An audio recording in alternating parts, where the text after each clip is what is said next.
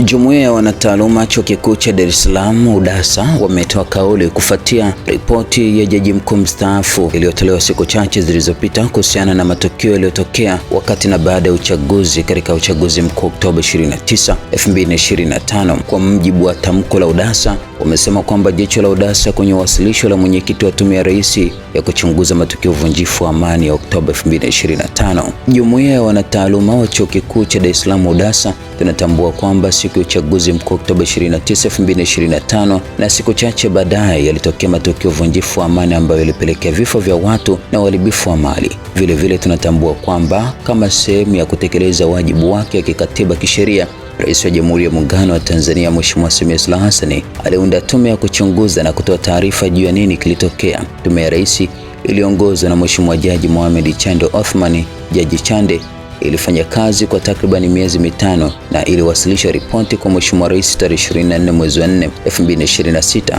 kutokana na utajiri wa utaalamu iliyokuwa nao. UDASA ilitamani sana kupata taarifa kamili ili kufanya uchambuzi wa kina. Kwa bahati mbaya, ripoti hiyo bado haijatolewa na hivyo kukosa fursa ya kuisoma. Hata hivyo, kama sehemu ya kutekeleza wajibu wetu wa kisomi, imetubidi kumulika wasilisho la Jaji Chande na kutoa tafakuri yetu.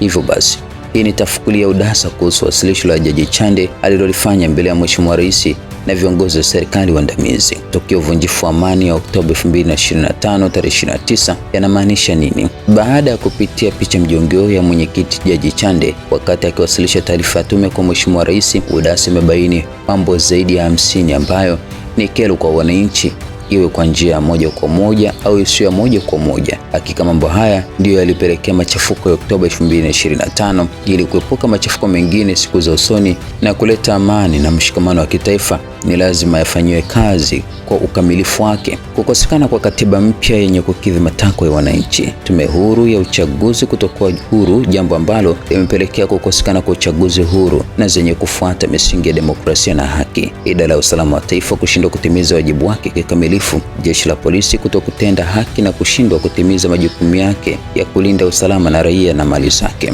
watu kutekwa, kupotezwa na hivyo tishio la haki ya uhai pamoja na kuishi, ukosefu wa ajira miongoni mwa vijana, serikali kutowasikiliza wananchi na kutatua kero au changamoto zao, kukosekana kwa demokrasia na hasa uwanja sawa wa ushindani wa kisiasa, na hivyo kupelekea malalamiko mengi kutoka kwa wadau wa siasa nchini, hususani vyama vya upinzani na wafuasi wake, viongozi waandamizi wa serikali kushindwa kutimiza majukumu yao kikamilifu, kukosekana kwa vyombo vya habari vilivyo huru na vyenye kutoa habari za kina, kamilifu na zenye kufuata misingi ya weledi ili kuhabarisha umma na serikali juu ya mambo ya msingi ambayo yanaendelea kuleta sintofahamu, hasira za wananchi kwa viongozi wa serikali wasiotimiza wajibu wao kikamilifu, jeshi la wanamaji kushindwa kutimiza wajibu wake kikamilifu, baadhi ya askari wa jeshi la polisi kutumia nguvu kupita kiasi, baadhi ya watu kuichukia CCM, kukichukia chama tawala, watu kutoridhishwa na kukosa imani na utendaji wa mahakama, watumishi wa serikali kuwa na kiburi na kushindwa kuwahudumia au kuwatumikia wananchi kikamilifu, usajili wa vyama vya siasa na tume huru ya uchaguzi kushindwa kushughulikia kero na malalamiko ya vyama vya siasa na ya wananchi kwa ujumla, wasomi na wanazuoni kushindwa kutimiza takwa la uhuru wa kitaaluma na uwajibikaji wa kijamii, kukosekana kwa mfumo wa kutoa ajira unaofuata misingi ya ushindani na haki,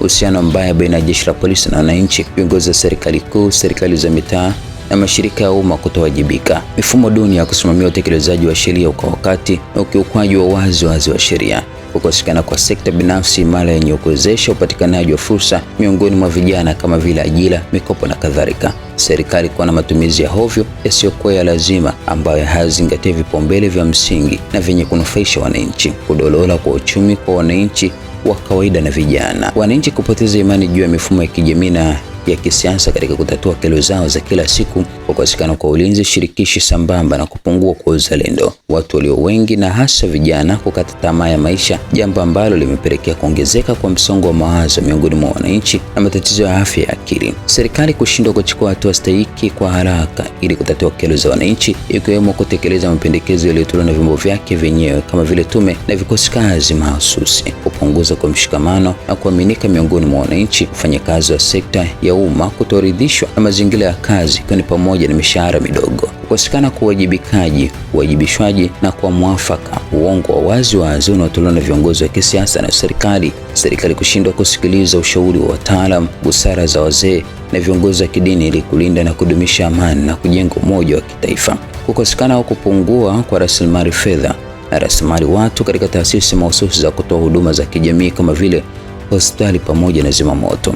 Chama cha Mapinduzi kushindwa kuwa na intelijensia na akili kubwa ya kukisaidia kuona mbali na kufanya siasa zenye kufuata misingi ya haki na utu. Viongozi wa serikali kuwa wezi na wabadhirifu wa mali za umma na kuishi maisha ya anasa. Vyombo na taasisi mbalimbali za serikali kushindwa kutimiza wajibu wake na kufuata sheria zilizoundwa. Ukithiri kwa vitendo vya rushwa na ufisadi miongoni mwa watumishi wa umma. Kukosekana kwa ukweli na uwazi katika kutekeleza miradi mbalimbali ya kitaifa. Bunge la Jamhuri ya Muungano wa Tanzania kushindwa kutimiza wajibu wake kikamilifu na hasa wa kusimamia na kuwajibisha serikali na vyombo vyake. Serikali na vyombo vyake kushindwa kufanya upelelezi wa haraka, huru, stahiki na kikamilifu na kuwachukulia hatua maafisa wa polisi wanaokiuka viapo vyao. Mgawanyiko usiokuwa wa wazi na kutoelewana, kutofautiana baina ya taasisi za serikali na au viongozi wakuu wa serikali na vyombo vyake. Baadhi ya vyombo vya serikali kuchelewa kuchukua hatua stahiki hata pale ambapo vinapata au vimepewa taarifa za kuaminika kuhusu tishio fulani. Kuongezeka kwa nyufa katika umoja na mshikamano wa kitaifa na majeraha ya muda mrefu ya baadhi ya wananchi. Kupungua kwa utulivu wa kisiasa na kijamii. Mbinu za kiutendaji na kutatua kero za wananchi zimepitwa na wakati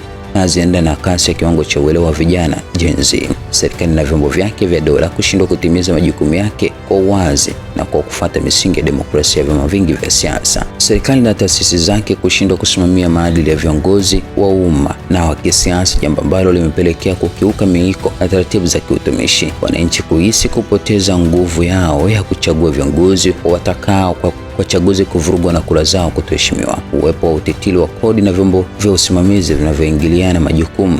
Kuongezeka kwa kiwango cha umaskini miongoni mwa wananchi. Mmonyoko wa maadili miongoni mwa vijana. Hitimisho. Fikra za UDASA ni kwamba msingi wa amani na utulivu katika nchi yetu ya Tanzania ni haki, usawa, wajibikaji, kuheshimu haki za binadamu na utawala bora, ambavyo kwa ujumla wake vitajenga imani ya wananchi wa serikali na viongozi wao. Mambo ambayo yametajwa hapo juu ambayo yanatokana na wasilisho la Jaji Chande yanatakiwa kupatiwa ufumbuzi, sio na serikali na vyombo vyake pekee. Kila raia na mkazi wa Jamhuri ya Muungano wa Tanzania wajibu wa mchango katika kuhakikisha tunalinda amani na kujenga mshikamano wa kitaifa. Mungu ibariki Tanzania. Mungu wabariki na kuwaponya mioyo wa Tanzania.